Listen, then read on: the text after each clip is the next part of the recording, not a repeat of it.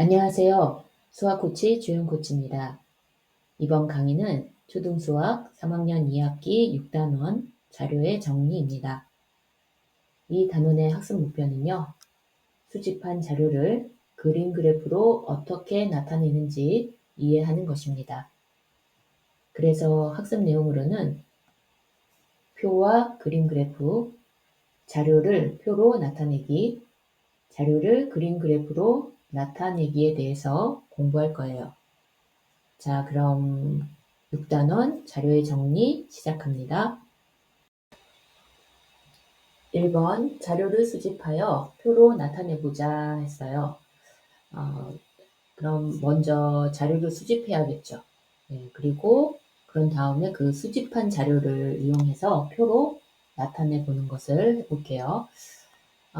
일단 자료 수집하는 데에도 순서가 있어요.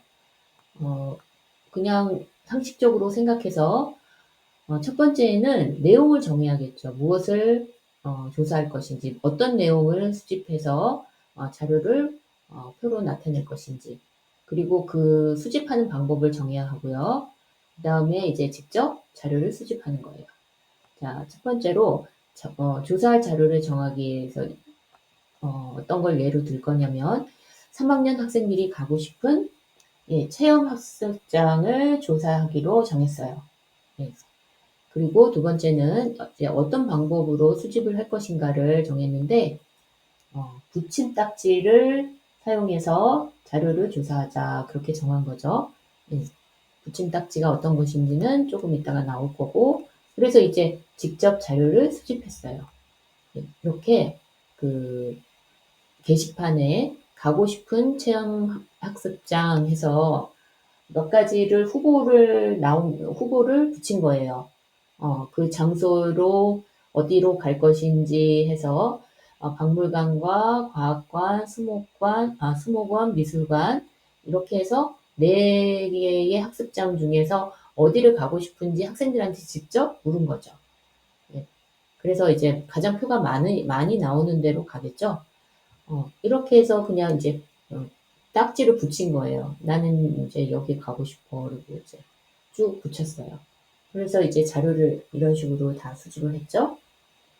그 다음에 이제 두 번째는 이 수집한 자료를 보고 표로 이렇게 만든 거예요. 표를 만들어서. 체험학습장 해서 그 박물관, 과학관, 수목원, 미술관하고 합계 나오고 이제 그 각각의 학습장별로 원하는 학생 수를 이제 적은 거죠. 이 학생 수는 뭐가 될까요? 이 붙임딱지의 수가 되겠죠. 그래서 박물관을 세어봤더니 하나, 둘, 셋, 넷, 다섯, 여섯, 일곱 명이네요.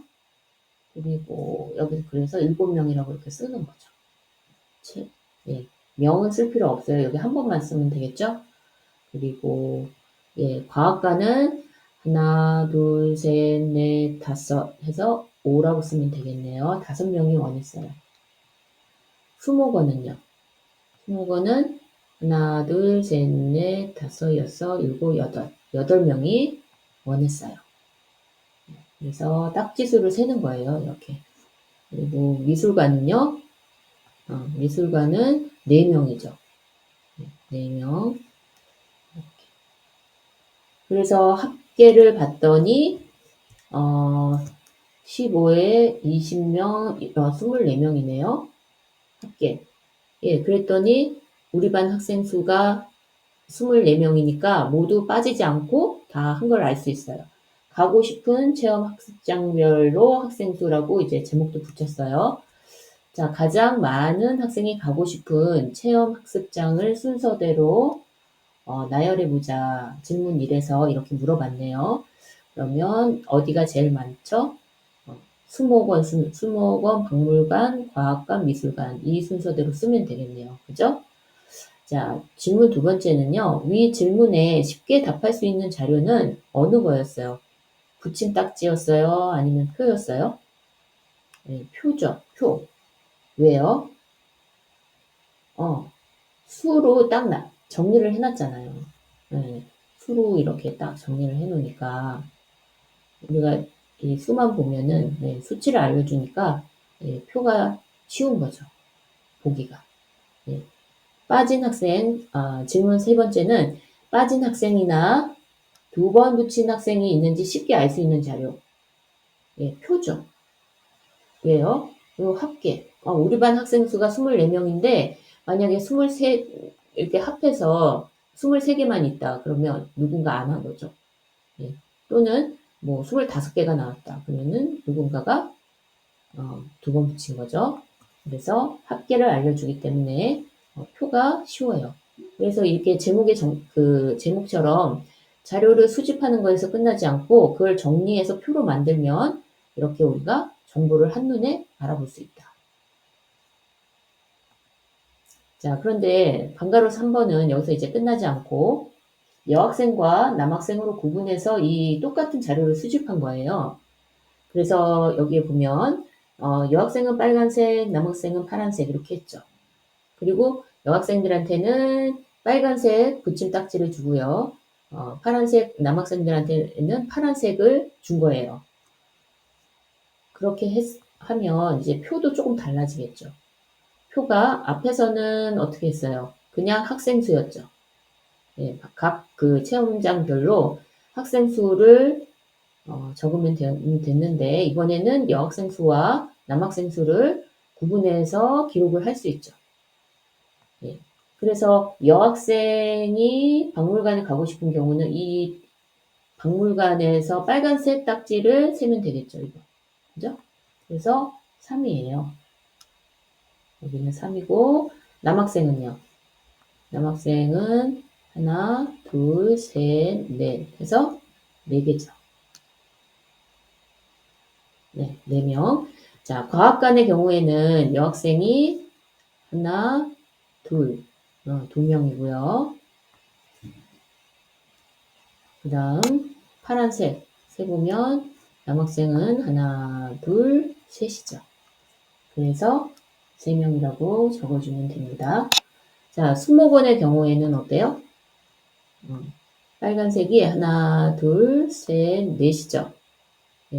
그리고 파란색도 똑같이 하나, 둘, 셋, 4개네요. 그러면 여기에 4, 4 쓰면 되겠어요. 미술관의 경우에는 빨간색이 3개, 파란색이 1개네요. 자, 여학생 수 합계 한번 내볼까요? 3, 5, 9, 12죠. 12명. 남학생은요? 4, 7, 11, 12죠. 여학생과 남학생이 똑같이 12명씩 있는 반이네요. 네. 그래서 앞에 있는 그 표하고 뒤에 있는 표, 이거를 봤을 때 어느 게 더 정확한가요? 더 세분화되어 있나요? 정보가. 자료를 수집할 때 항목을 구분하면 정보를 세분할 수도 있다 이랬어요. 그러니까 여학생 같은 경우에는 이렇게 전체적으로 따지면 어디를 제일 먼저 많이 가고 싶어 해요? 수목원을 많이 가고 싶어 하죠. 그랬는데 그 여학생 수와 남학생 수를 따로따로 했더니 그 여학생 수는 전체하고 똑같이 그 수목원을 가고 싶어 하는 학생들이 많아요. 근데 남학생의 경우에는 박물관과 수목원을 가고 싶은 학생이 똑같이 있는 거죠. 그리고 여학생의 경우에는 미술관을 가고 싶어 하는 학생이 많죠. 남학생은 1명밖에 없고요. 그죠? 요렇게 좀 세부적으로 정보를 알 수 있다. 그건 장점이 또 있습니다. 그래서 그거는 이제 수집하는 방법에 따라서 우리가 조금 더 세분해서 정보를 수집할 수도 있다. 이런 거를 얘기하는 거예요. 자, 2번은 주어진 표를 그림 그래프로 나타내보자 했거든요.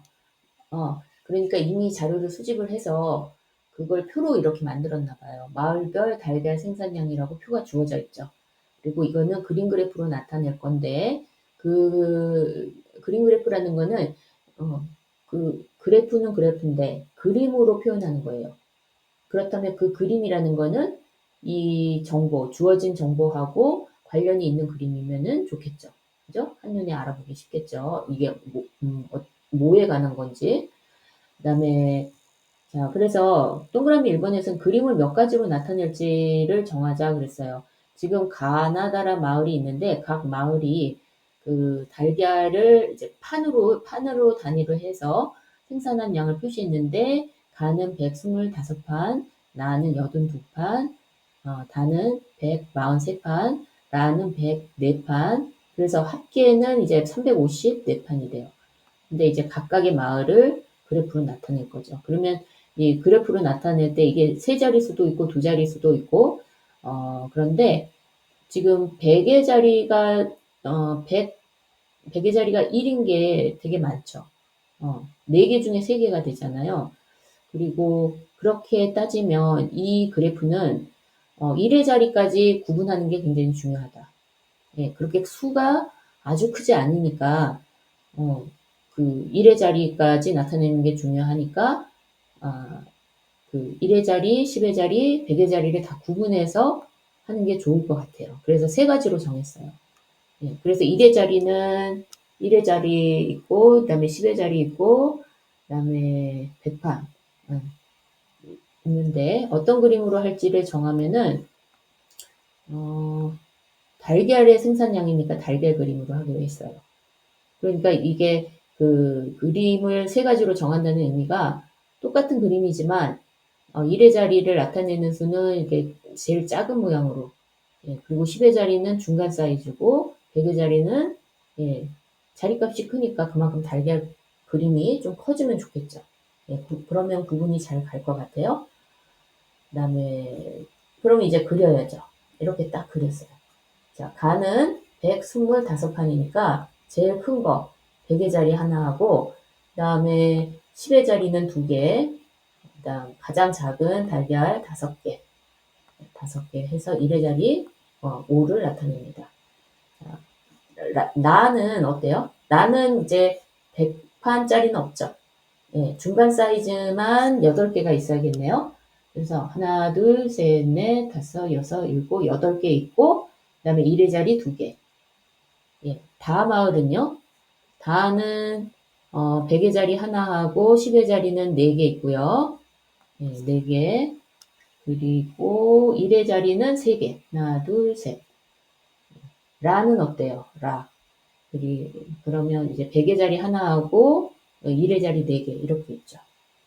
그래서 이렇게 그래프, 전체 그래프에서는 그 합계는 별로 의미가 없어요. 이렇게 가, 나, 다라 각각의 마을이 어느 정도 생산을 하고 있는지 한눈에 볼 수 있는 것이, 여기서는 가장 작은 수량을 생산하는 마을은 어디예요?